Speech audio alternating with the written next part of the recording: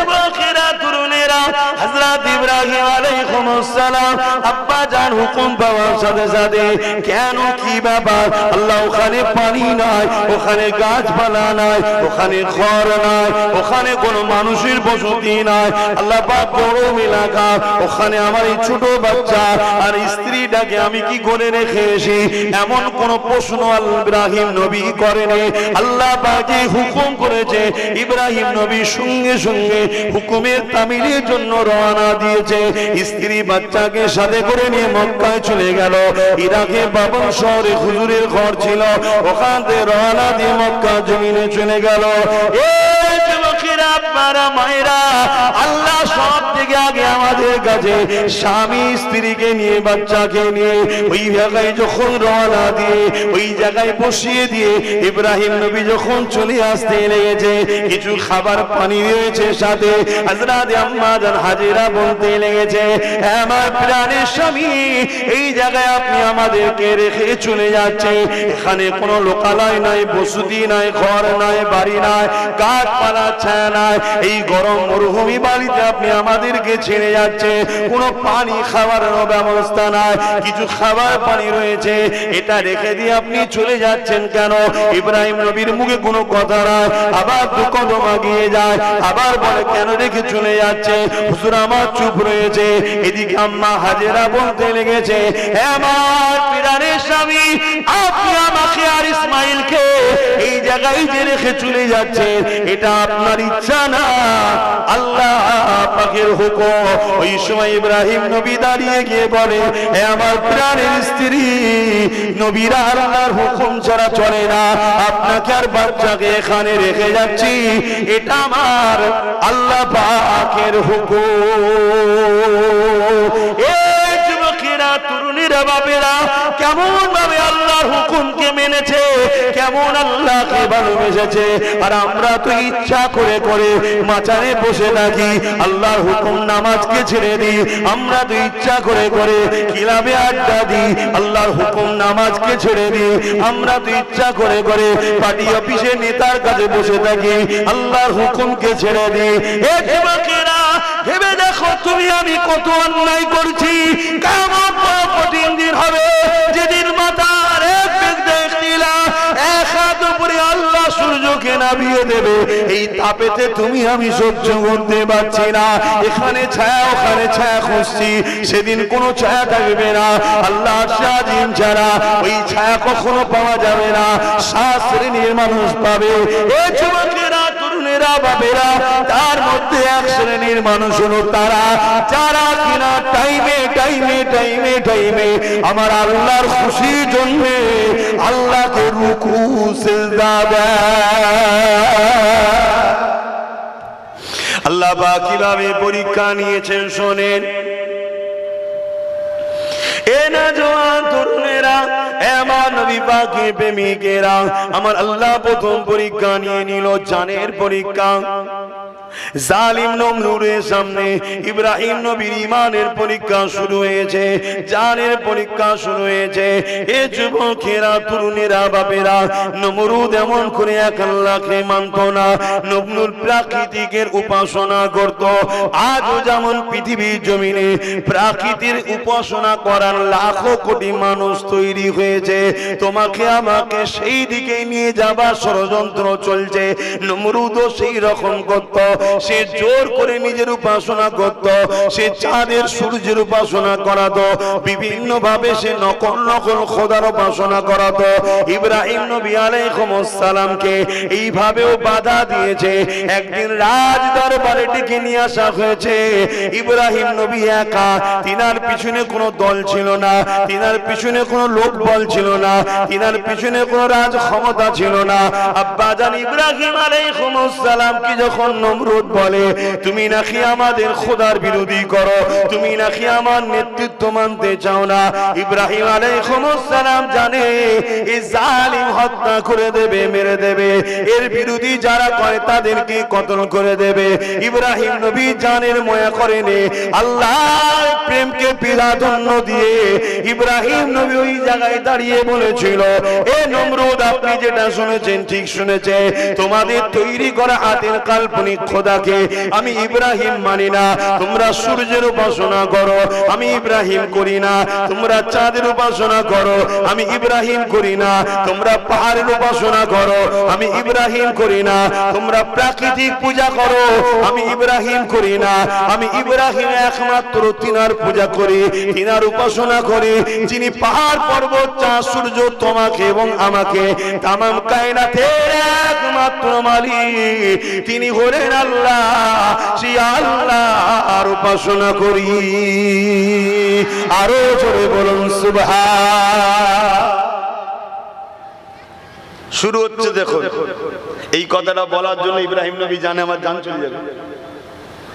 আজকে যে আমাদেরকে কখনো এরকম সম্মুখীন হতে হয়, আমরা জানের ময়ায় হক কথা বলতে পারছি না, পাচ্ছি কি?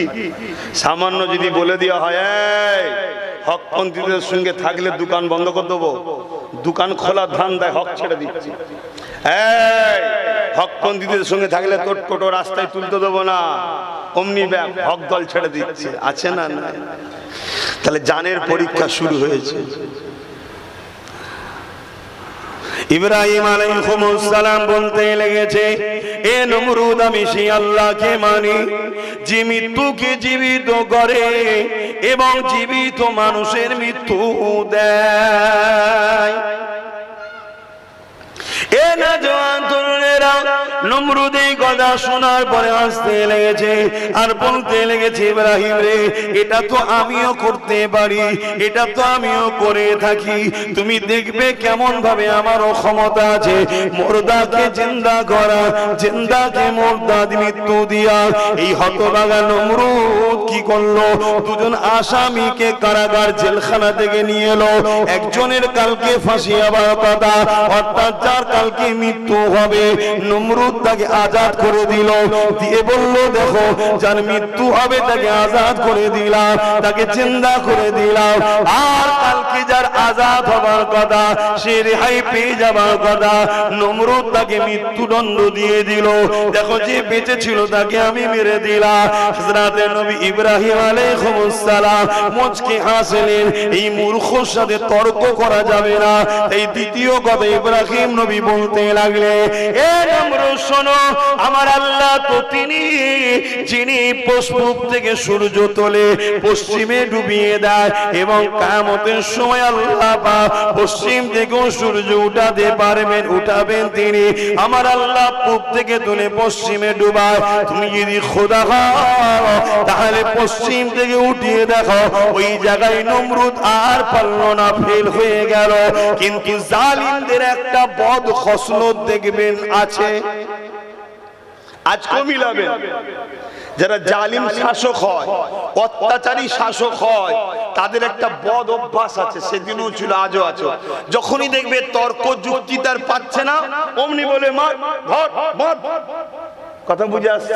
তো নমরুদ দেখছে রে হেরে গেলাম, তো নমরুদ অমনি সৈন্যদের বলছে, পুলিশদের বলছে, মাত্র নমরুদের সৈন্য, ধর ধর, এই ইব্রাহিমের কোনো কথা চলবে না, ধর থেকে।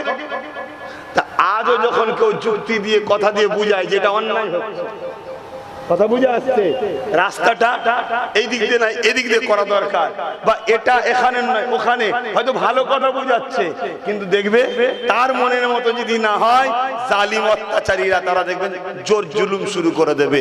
তা নমরুদও সেদিন কি করলো, বললো ধরো। কি শাস্তি দেয়া যায়?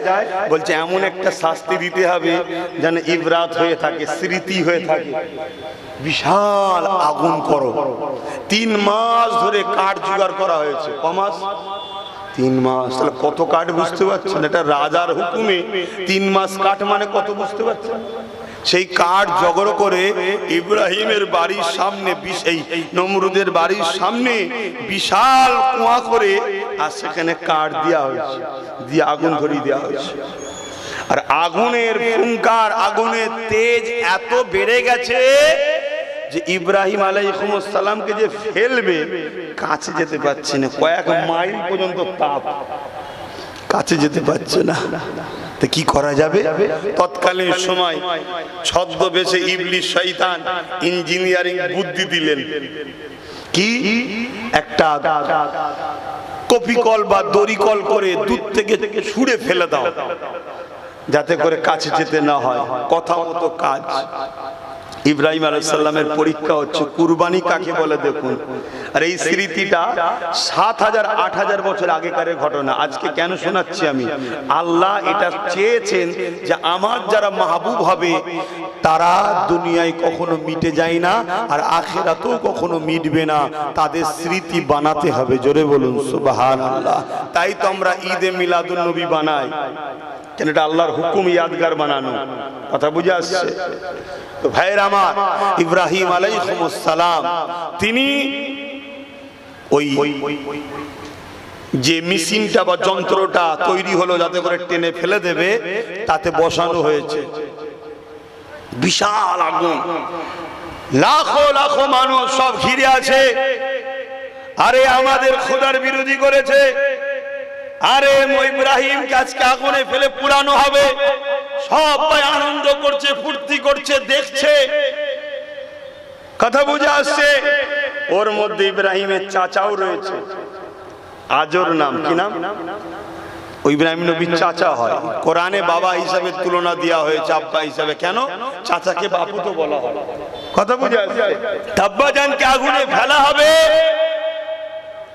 ঠিক ঠিক একদম ফেলার মুহূর্তে আল্লাহ জিবরাইলকে পাঠালেন, দ্রুত যাও, যে ইব্রাহিমকে জিজ্ঞেস করো কিছু প্রয়োজন আছে কিনা, হেল্প লাগবে। বলো তো ভাই, যখন আমরা ডুবে যাই, যদি একটা পাটকাঠি বা ধানের শিশু পাই, সেটাকেও ধরতে যাই, ঠিক না? কেন? দিশেহারা হয়ে যায়। ঠিক এইরকম একটা সময় বিশাল আগুনে ফেলা হচ্ছে, আর ফেরেশতা জিবরাইল এসে বলছে কিছু হেল্প লাগবে। ইব্রাহিম নবী তখন কি বলছে জানেন? সাহায্য তো অবশ্যই লাগবে। ও হযরত জিবরাইল, আপনার থেকে নয়, সাহায্য তিনার থেকে লাগবে। জিনার সাক্ষী দেওয়ার জন্য ইব্রাহিমের উপরে নমরুদে শাস্তি দিতে লেগেছে। তিনি আমার আল্লাহ, তিনার সাহায্য লাগবে। এ হযরত জিবরাইল, আপনি এখন চলে যান, আমার আল্লাহ আমাকে পরীক্ষা নিতে লেগেছে। ইব্রাহিমের কাছে আগুনটা বেশি ভয় না আল্লাহ পাকের জন্য ইব্রাহিমের জান দিয়াটা বড় খুশির বিষয়। ইব্রাহিম আগুনের ভয়ে আল্লাহকে ভুলে যায় নাকি পরীক্ষা চলতে লেগেছে। এ জিবরাইল, শুনে রেখে দাও, আমি আমার আল্লাহকে এত ভালোবাসি, এই আগুনে যদি আমার আল্লাহ পুড়িয়ে খুশি হয়, আমি ইব্রাহিম একবার নয় দুবার নয়, 1000 বার পূর্ব জান যদি দেয়, আবার আল্লাহর জন্য পুড়তে রাজি আছি। কেন? আমি আল্লাহর উপরে এত ঈমান।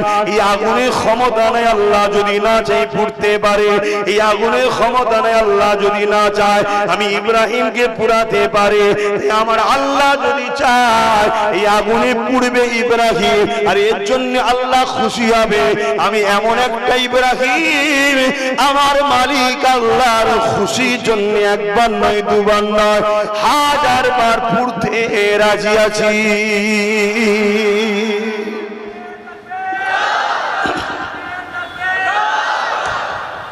আজকে কারো ক্ষমতা আছে তোমাকে মিথ্যা জেল দিতে পারে? বলো, আল্লাহর বিনা হুকুম ছাড়া। তা আমার আল্লাহ যদি তোমায় পরীক্ষা করে কিছুদিন জেল খাটাতে চায় মিথ্যা কেসে, তোমার একটু পরীক্ষা করে তোমার ঘরটা কোনো জালিমকে দিয়ে ভাঙিয়ে দেখতে চায় যে বান্দা আমায় ছেড়ে দেয় না, অন্যায়ের দিকে চলে যায়, তুমি মন খারাপ করো কেন? হ্যাঁ, আমি আব্বাস সিদ্দিকী, আমাকেও তো আল্লাহ পরীক্ষা নেয়। কিছু কাজ করতে গেলে বাধা হয়ে যায়। কখনো কখনো শুনি আমার মাহফিল ওপর থেকে সব ঘুষখোর এসে বন্ধ করে দিয়েছে। ঘুষখোর বোঝেন না? বন্ধ করে দিয়েছে। কেন? এতে মন খারাপ করলে হবে? এতে বলতে হবে আল্লাহ ভালোবাসে বলে তাই তো পরীক্ষা নিচ্ছে। দুনিয়ায় হাজারো মৌলানা মুফতি বক্তা আছে, কারো বেলায় বাধা হয় না, আমার বেলায় বাধা হয়। আলহামদুলিল্লাহ, আল্লাহ আমায় পছন্দ করে তাই তো পরীক্ষা নিচ্ছে। কই, আমি তো গিয়ে জলসায় আল্লাহর বিরুদ্ধে বলি না, নবীর বিরুদ্ধে বলি নাকি? তারপরও বন্ধ হচ্ছে কেন? কথা মাথায় ঢুকছে না? ঢোকে না? তাহলে তোমার হাজারো গ্রামে ছেলে আছে সুদ খায়, মদ খায়, মারপিট করে, গরিবকে লোটে, চুরি করে, ডাকাতি করে, জুলুম করে, মস্তানি করে, কারো দোকান ভাঙলো না, কারো নামে কেস হলো না, কারো খরচা আটকে গেল না, তোমারটাই আটকে গেল। তোমার তো বুঝা দরকার যে তোমাকে আল্লাহ পরীক্ষা নিচ্ছে, এ চাপে পড়ে শয়তানের দিকে যাই না, আমায় ধরে রাখে দেখবে, তা তোমাকে তো সবর করতে হবে। কিন্তু আমার অসুবিধা হচ্ছে না, যেটা বাস্তব ঘটে সেটা শোনাচ্ছি। যুগে যুগে ইসলামের সবথেকে বড় দুশমন ছিল মুনাফিক মুসলমান, এটা মানেন? জোরে বলেন মানেন? যুগে যুগে ইসলামের সবথেকে বড় দুশমন ছিল মুনাফিক মুসলমান। তাই নবী আমার বলেছেন, আল্লাহ কোরআনও বলছে, প্রকাশ্য বেঈমানের থেকেও মুনাফিকের ঠিকানা সবথেকে কঠিন জাহান্নামে। মুনাফিক কে? নামাজও আছে, রোজাও আছে, দাড়িও আছে, টুপিও আছে, কলেমাও পড়ে, সব করে, কিন্তু মুমিন মুসলমানদের ধোঁকা দিবার জন্য করে। ভেতরটাই আল্লাহ রাসূল নেই, শয়তানদের জন্য জায়গা আছে। এ হলো মুনাফিক। এর ঠিকানাটা কি? প্রকাশ্য যারা আল্লাহ মানে না, নবী মানে না, তাদের থেকেও এর জাহান্নামের শাস্তিটা বেশি। এই শুনছেন না? শুনছেন না? আপনাদের কারো শখ যাচ্ছে নাকি মুনাফিক হবা? তখন না কিছু কিছু ছেলে আমার সাথেও মুনাফিকি করছে। সামনে দেখা হলো আসসালামু আলাইকুম, ওয়ালাইকুম আসসালাম, কি গলত, কি ভালোবাসা, আবার পিছনে খবর পেয়েছি সেই শয়তানি এলাকায় গিয়ে আমার ভালোবাসার ভাইদের উপর জুলুম করছে, কথাবার্তায় ঢুকছে। এতে মন খারাপ করার কিছু নেই, সবর করতে হবে, ধৈর্য ধরতে হবে, ধৈর্য ধরতে হবে। কেন আমার আব্বা ইব্রাহিম আপনাদের আব্বা নয়? এক কথা বলে, আপনারা তো ধন্য যে একটা নবীর বেটা হতে পেরেছি। আমরা তো সব নবীর বেটা, খুশি না বেজা? জোরে বলে। হ্যাঁ, কত বড় নবী, কত বড় নবী। নামাজে জিনাকে আজও ইয়াদ করা হয়, আল্লাহুম্মা সাল্লি আলা মুহাম্মাদিন ওয়া আলা আলি মুহাম্মাদ কামা সাল্লাইতা আলা ইব্রাহিম ওয়া আলা আলি ইব্রাহিম। এত বড় নবী, সেই নবী বেটা আমরা, অর্থাৎ প্রতিটা মুসলিম হলো ইব্রাহিম আলাইহিস সালামের সন্তান। জোরে বলুন সুবহানাল্লাহ। তাহলে আমাদেরকে দুনিয়া যেন ধোকাই না ফেলে দেয়, আমাদেরকে অভাব যেন ধ্বংস না করে ফেলে, আমাদেরকে কোনো জালিম শাসক যেন বেঈমান না বানিয়ে ফেলে, আমাদেরকে কোনো লোক যেন আল্লাহ থেকে দূরে না সরিয়ে দেয়, এটা আমাদেরকে ভাবা দরকার আছে না নাই? অজে অসুবিধে হচ্ছে। প্লেন দুটো ঘটনা বলে চলে যাবো, এত ব্যাখ্যা না দিয়ে? তাহলে বলুন চলে যাচ্ছি, আমার কি আছে, আমার কি আছে? কিন্তু মনে রাখবেন, শোনেন একটা কথা বলি, হক কথা যদি না বলা হয়, কিয়ামত দিন আমার জিভকে টেনে আল্লাহ কপালে পেরেক দিয়ে মারবে। আমি হুজুর বলে ছাড় না, আমি তো হুজুর তোমাদের কাছে, আল্লাহর কাছে হুজুর নাকি? আল্লাহর তো একটা দাস আমি। অতএব আমার জিভকে টেনে এই কপালে মারা হবে পেরেক দিয়ে। তুই হক কথা বলিস নি কেন? এজন্য বলতে হবে বাপ, তাতে লিভার হয় লেন, না লিভার হয় না লান, আমাকে কেন ডিস্টার্ব করছেন? আমি একটু বলি না, কি গো বলবো না থাকবে? কারা কারা বলছেন বলতে একটু হাত তুলে দেখান। মারহাবা, নারে তাকবীর, নারে দিবেন। কোরআন ও সুন্নাহ, কোরআন ও সুন্নাহ, দ্বীন ইসলাম, নারে দিবেন। আব্বা জান হযরত ইব্রাহিম আলাইহিস সালামকে আগুনে নিক্ষেপ করে দেওয়া হলো। ইব্রাহিম নবী উঠতে লেগেছে, এবারে আগুনে গিয়ে পড়বে। আমার আল্লাহ জানিয়ে দিল, আগুন আমার ইব্রাহিমের জন্য বন্ধ হয়ে যা, না এটা বলেনি। আল্লাহ যদি বলতো বন্ধ হয়ে যা, বন্ধ হয়ে যেত, আবার আগুনকে ধরানো যেত। আর বন্ধ তো তুমি আমিও করতে পারি, পানি ঢেলে দিলেই তো বন্ধ হয়ে যাবে। আল্লাহ বলল, না আগুন তুই জ্বলবি ঠিকই, বন্ধ হবে না, কিন্তু জ্বলার ভেতরে তো আমার ইব্রাহিমের জন্য শান্তিদায়ক জায়গা হয়ে যায়। এটাই তো আল্লাহ। আগুন জ্বলছে, তার ভেতরেও জান্নাত, ফুলের বাগান, নিরাপদ জায়গা, শান্তির জায়গা। এটাই তো আল্লাহ, এটাই তো আল্লাহু আকবার, এটাই তো তিনি সব থেকে বড়। 3 দিন একভাবে জ্বলছে। ইব্রাহিম নবীর চাচা আজর বড় খুশি, বেটা মরেছে, ভাইপো মরেছে, কথা বুঝে আসছে। তো নমরুদের বাড়ি ছাদে উঠেছে, ছাদে উঠে যখন আগুনের দিকে তাকাচ্ছে, দেখছে ভাইপো তো ফুলের বাগানে ঘুরে বেড়াচ্ছে, খাওয়া দাওয়া করছে। জোরে বলুন সুবহানাল্লাহ। ইচ্ছা না থাকলেও উপর থেকে আজর চিল্লে বলছে, ইব্রাহিম তোমার আল্লাহ বড় ক্ষমতাশালী, ও বড় তোমাকে ভালোবাসে। জোরে বলুন সুবহানাল্লাহ। কিন্তু কপালে যদি হিদায়াত না থাকে হয়।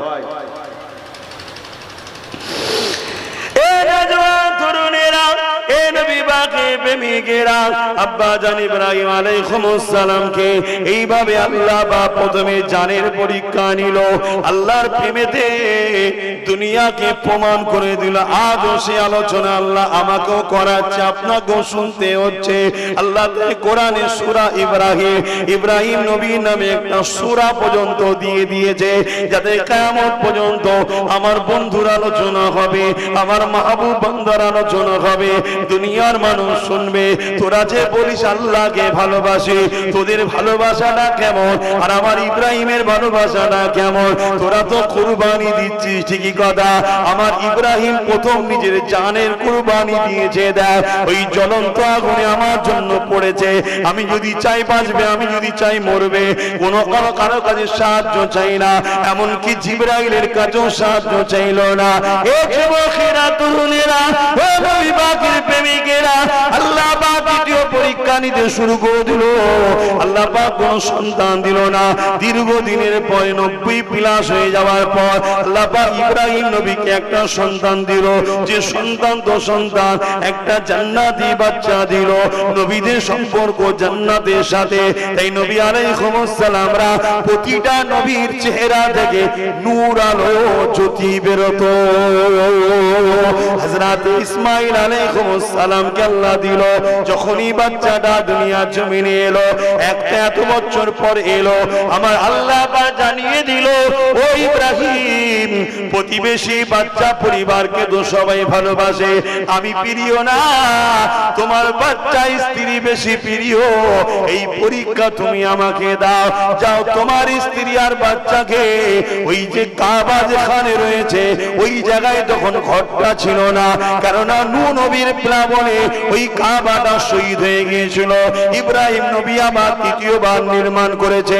হে যুবকেরা, তরুণেরা, বাবেরা, ওই জন্য আল্লাহ বা বললে, এই ইব্রাহিম রে, তোমার স্ত্রীকা তোমার বাচ্চাকে ওই জায়গাতে তুমি রেখে দিয়ে আসো।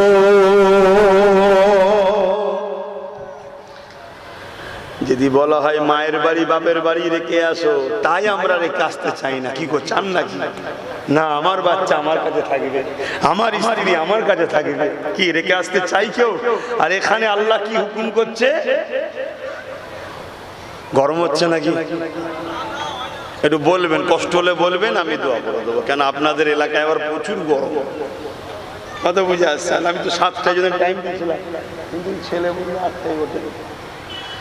কথা বলে এই ঠান্ডা গরম হচ্ছে, আমারও কষ্ট হয়ে যাচ্ছে। কিন্তু দুনিয়া তো কষ্ট করারই জায়গা, তাই তো নাকি? দুনিয়া শান্তির জায়গা নাকি? না, মোমেনদের জন্য দুনিয়া জেলখানা, কষ্টের জায়গা। তো আমি যে কথা বলছিলাম, আব্বা ইব্রাহিম আলাইহিস সালাম, একটু বলি নাকি? সবই আপনারা জানেন, কিন্তু আল্লাহ তো চাইছে বারবার আমার বন্ধুর আলোচনা হোক। আমাদের দরকার তো নেকি, আমাদের দরকার তো আল্লাহকে খুশি করা। যে আলোচনায় নেকি হয়, যে আলোচনায় আল্লাহ খুশি হয়, একবার কেন, 1,00,000 বার কেন, কোটি বার বলতে অসুবিধা আছে?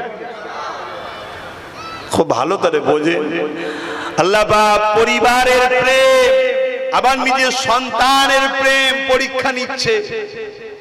আহা, আমরা তো আমাদের বাচ্চারা অন্যায় করলে বকতে মারতে ডিস্টার্ব হয়, কষ্ট হয়, ছেলেকে বকবো, হ্যাঁ? অথচ কিয়ামতের দিন ওই ছেলের জন্য ধরা পড়ে যাবেন। প্রতিটা আব্বাকে বলি, আপনার বাচ্চা যদি সুদখোর, মদখোর, দুর্নীতিবাজ, অত্যাচারী, জালিমদের সঙ্গে উঠা বসা করে, মেশে, আপনি জানার পরেও যদি ছেলেকে না রোকেন, কিয়ামত দিন আপনাকে জবাব দিতে হবে। শুনছেন? কেন? ছেলে আপনার ঠিকই কথা, কিন্তু তার থেকেও বেশি ওটা আল্লাহর বান্দা। আপনি হলেন গার্জেন, আল্লাহর বান্দা ভুল রাস্তায় গেল, আপনি রুকলেন না কেন? আল্লাহ আপনাকে কিন্তু ছাড়বে না। এটা শরিয়াত বলছে। উলামা হযরতরা রয়েছেন, নিচু অনেকে বসে আছেন, বলুন আমার কথাটা ভুল হচ্ছে, কেউ কেটে দিতে পারবেন? অতএব একটা পুরুষের জান্নাত যাওয়া যে কত কঠিন, কখনো যদি সময় পাওয়া যায় ওই বিষয়ে আলোচনা হবে। একটা নারীদের জান্নাত যাওয়া খুব সহজ, নারীদের জান্নাত যাওয়া খুবই সহজ। তারপরও রাসূল বলল জাহান্নামে নারীদেরই সংখ্যা বেশি হবে। কারণ হিসাবে রাসূল তিনটে কথা বলেছে, কোন কোন রায়াতে চারটেও আছে। তার মধ্যে একটা হলো নারীরা একটুতেই বদদুয়া করে, অভিশাপ দেয়। আল্লাহ বদদুয়া অভিশাপকারীকে ভালোবাসে না। তাই আমার মা বোনেদের বলবো, খবরদার বদদুয়া করবেন না, অভিশাপ দেবেন না, এটা আল্লাহ পছন্দ করে না। বাপ তো রাগ হলে ধরে ছেলেকে মেরে রাগ মিটিয়ে দেয়, মা তো ধরতে পারে না, ছেলে ছুটে পালিয়ে যায়, লাস্টে বদদুয়া করে তুই মরে যা, এটা ওটা সব বলে। এই অভিশাপ গুলো আল্লাহ পছন্দ করে না। দ্বিতীয় হলো স্বামীর হক নষ্ট করা। স্বামীর হক অনেক দিক দিয়ে হতে পারে। নিজে খোদ একটা স্বামীর হক, নিজেকেও খারাপ রাস্তায় নিয়ে যাওয়া, না স্বামীর সম্পদ, স্বামীর ছেলে, ওটা আপনারও জানি, কিন্তু আপনাকে ডিউটি আল্লাহ দিয়েছে কে লালন পালন, প্রাথমিক শিক্ষিকা আপনি। এই রকম স্বামীর হককে নষ্ট করা, কথা বুঝে আসছে।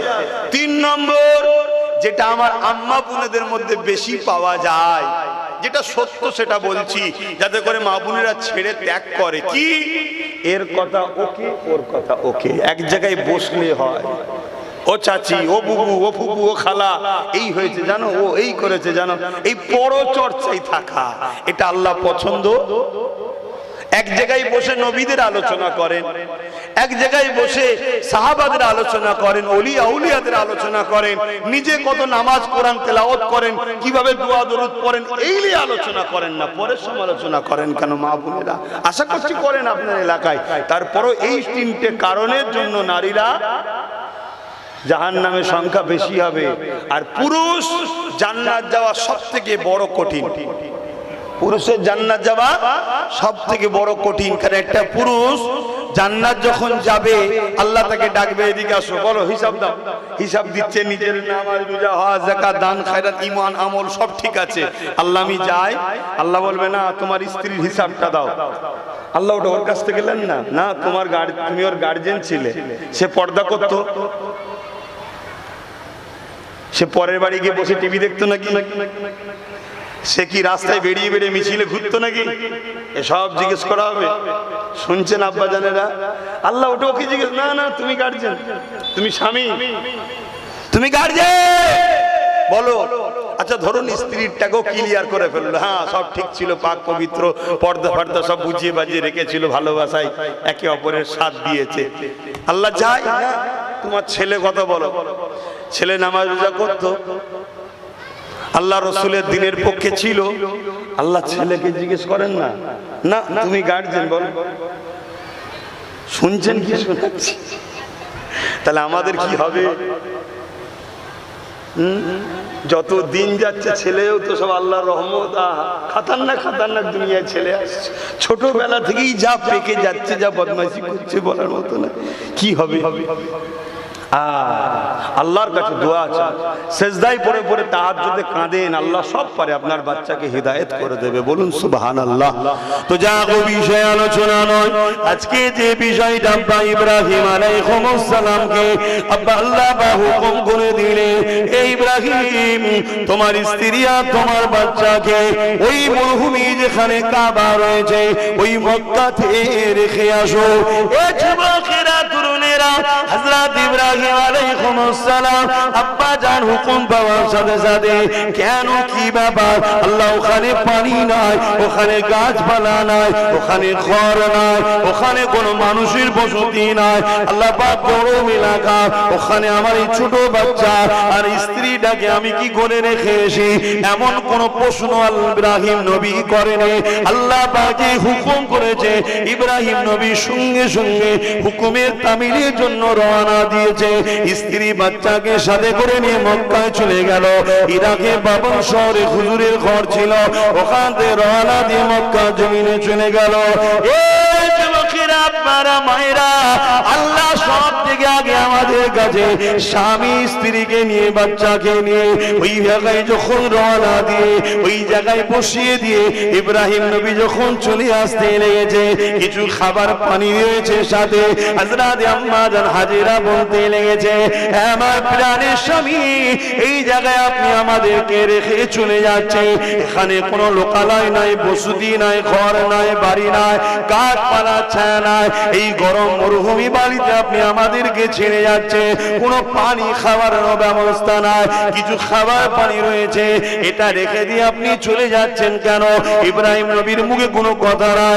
আবার দু কদম এগিয়ে যায় আবার বলে কেন রেখে চলে যাচ্ছে হুজুর আমার চুপ রয়েছে এদিকে আম্মা হাজেরা বলতে লেগেছে আমার প্রাণের স্বামী আপনি আমাকে আর ইসমাইলকে এই জায়গায় যে রেখে চলে যাচ্ছেন এটা আপনার ইচ্ছা না আল্লাহ পাকের হুকুম ওই সময় ইব্রাহিম নবী দাঁড়িয়ে গিয়ে বলে হে আমার প্রাণের স্ত্রী নবীরা আল্লাহর হুকুম ছাড়া চলে না আপনাকে আর বাচ্চাকে এখানে রেখে যাচ্ছি এটা আমার আল্লাহ পাকের হুকুম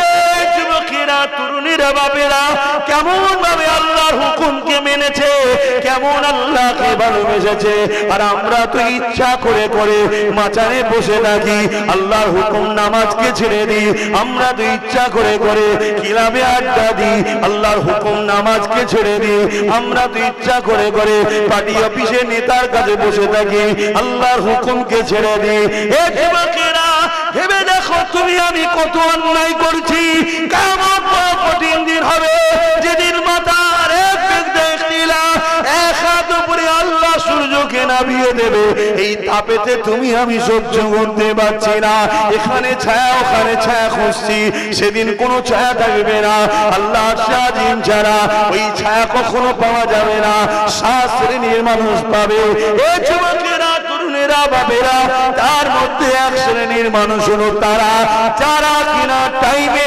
টাইমে টাইমে টাইমে আমার আল্লাহর খুশির জন্য আল্লাহকে রুকু সিজদা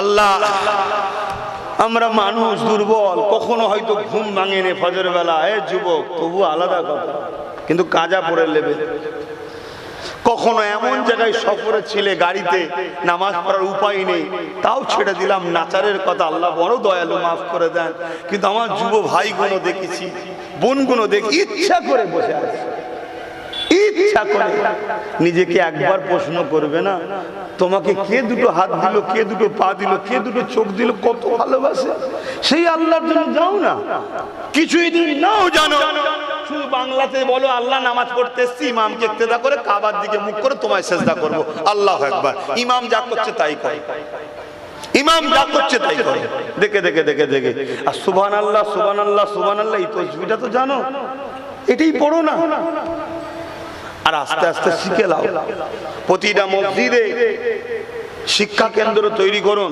বয়স্কদের জন্য বা যারা শেখেনি তাদের জন্য শিক্ষা কেন্দ্র তৈরি করুন সপ্তাহে একদিন হোক বা দুদিন হোক সেই জায়গায় সবাই এসে বসুন ইমাম সাহেবের কাছে বসে নামাজের দোয়া দরুদ মাসলা মাসাইল গুলো শিখুন বিরাট বুখারী মুসলিম আবু দাউদ নাসাই পড়তে হবে না কথা বুঝে আসছে ও যারা আলেম হচ্ছে যারা দ্বীনের খেদমতের জন্য বড় ডিউটি আছে সে আছে আপনারা এতটুকু সপ্তাহে 1 ঘন্টা বার করতে পারছেন না আল্লাহর জন্য আর অথচ কাল যদি মৃত্যু হয়ে যায় এবার কি হবে কেউ তো আপনার কথা মনে রাখবে না কেউ আপনার কবরের ধারে 2 দিন পরে যাবে না অতএব আসুন বাপেরা ভাইরা নিজেরা শিখুন শিখে গিয়ে আবার নিজের মাকে নিজের স্ত্রীকে নিজের বাচ্চাকে আপনি শিখান আবার আপনি উস্তাদ হয়ে গেলেন কথা বুঝে আসছে ইসলামের সিস্টেম এটা তো সেই জায়গায় ইমাম সাহেবের কাছে বসে শিখুন এবং ইমামকে কিছু পারিশ্রমিক দিলেন যদি 100টা ছেলে বা 100টা বাপ গ্রামে শিক্ষা অর্জন করে ইমাম সাহেবের পিছনে, আর মাসে যদি 200 করে টাকা দিই ইমামের মাইনে, আমি ইমামের কাছে শিখবো,